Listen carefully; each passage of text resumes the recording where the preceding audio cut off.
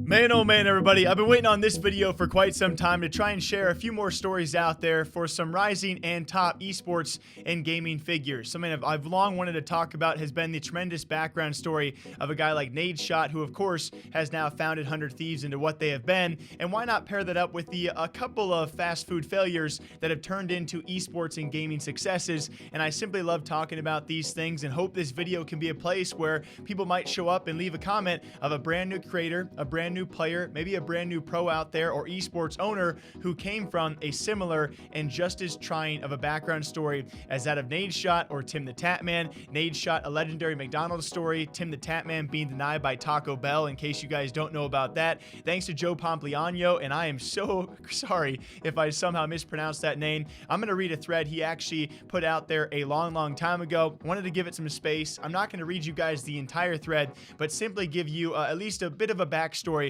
for a guy like Nadeshot and where he went from to become, of course, now 100 Thieves CEO. Also share Timthetatman side of things, and I put out a tweet around this, and thanks to all of you guys, hundreds of responses of other similar creators facing similar stories who went from fast food to, I guess, a form of fame in gaming and esports. As previously this year, Joe posted a gigantic thread. I encourage you guys to check it out, saying a former McDonald's cashier is attempting to build the next great billion-dollar franchise. The craziest part, it's working. Time for a thread. Let's start in 2008. Matthew Nadeshot Haig is 15 years old and spends every minute he isn't at school playing video games. As he quotes saying, "I would play 8 to 10 hours a day." What did his mom think? Worried he wouldn't develop a work ethic, Nadeshot's mom made him get a job at McDonald's. While working at McDonald's, Nadeshot graduated high school, started college, and continued playing video games. As he started winning local tournaments, Nadeshot caught the eye of Hector Rodriguez, the head of Optic Gaming. Their friendship would kickstart everything. Then in 2011, shortly after joining Optic Gaming, Nadeshot's life changed forever.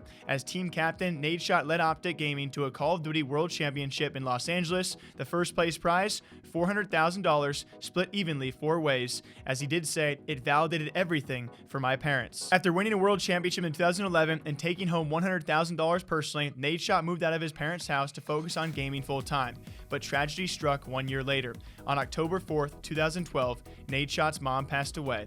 It was the worst day of my life. Following the death of his mom, Nadeshot doubled down on his gaming career, determined to make her proud. "I was streaming 6 to 8 hours and posting 1 vlog per day for a year. After months of slow growth, his popularity exploded in 2013 following the release of Black Ops 2. Fast forward to 2015, Nadeshot, now making $1 million annually, is one of the biggest gamers in history. COD World Champion, X Games Gold Medalist, 2014 Esports Athlete of the Year. But in 2015, with massive social media channels, Nadeshot quit gaming to create content full-time. And from then on, 2015 to 2017, Nadeshot created online content full-time, but he kept coming back to one idea: what if you were to build a company that brought the world of esports, YouTube, and streaming together? Enter 100 Thieves, a premium lifestyle brand and gaming organization. And every time I read a story so well put together like someone like Joe, but when you really read it out year by year, the struggles he went through, the dedication it did take, and even to kickstart all of that, Nadeshot trying to build a billion-dollar organization was also part of the primer to why I actually made this video, because I wanted to ask you guys, who could be the first to build such a billion-dollar organization? We've seen New York Times say FaZe Clan attempt to do the same thing, 100 Thieves, all of these organizations likely trying to be the first, right? And to do it in general, we see Cloud9, TSM, Team Liquid year over year based off Forbes valuations, which do people, they tend to see as high. But either way, a lot of organizations out there are clearly racing to be the first to build a billion-dollar franchise. Can 100 Thieves and Nadeshot do it?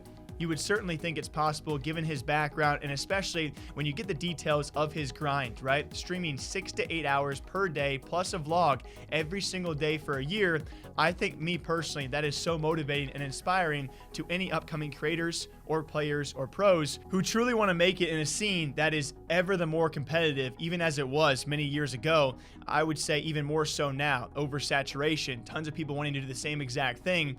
You got to branch out in some other weird form or fashion, and Nadeshot's doing a great job in doing just that with 100 Thieves. If you guys want to keep on reading that thread, of course, we've also heard, if you guys are Timthetatman fans, you know the Taco Bell story. Quite short, quite sweet and simple, as he is still one of the biggest faces on all of Twitch and doing a great job, especially over the past couple of years, continuing to grow. It was him who many a years back was actually rejected by Taco Bell in his application. Of what he went on to joke about and actually say it was because they probably thought he was going to eat way too much food on the job. But besides all of that, I actually posted a tweet about this because I am curious, not just of Nadeshot, not just of Timthetatman. I am sure there are so many members out there who are well established and come from these crazy background stories. We've had Heretics Gorgo come from a fast food spot. I believe Ace U, the Fran, also a fellow Mickey D's guy, Lemon Kiwi. We have even Ninja coming from Noodles and Company, who even responded in the thread, which I somehow find in a weird way really cool to see, that I can tweet something out, and thanks to all of you guys' responses, we had this kind of interaction where we can finally realize and take inspiration from all of these top figures out there who have come from a place where a lot of you guys watching are currently at right now, and it should give you hope. To any of you farm boys out there, I worked 2 summers on a farm, weed whacking and taking care of horses, and here I am. So if you don't think it's possible, like, I'm here to tell you that it certainly is. It's just, what do you got in you? You know, what kind of drive and motivation do you truly have, and what can you put out there that no one else is currently? It's just it's going to be very cool to see as hopefully I can keep my job here. It's been very inspiring to see the growth of a lot of people out there who follow me or other people as well. And I cannot wait to see years from now, if I still have a job here in esports, you know, what kind of people were watching Nadeshot or Timthetatman or even me back then that years later made it themselves. And then I can be telling that story as well. So what do you guys think about this? Nadeshot, formerly of McDonald's, Timthetatman, rejected by Taco Bell, and so many others have their stories. Look at them now.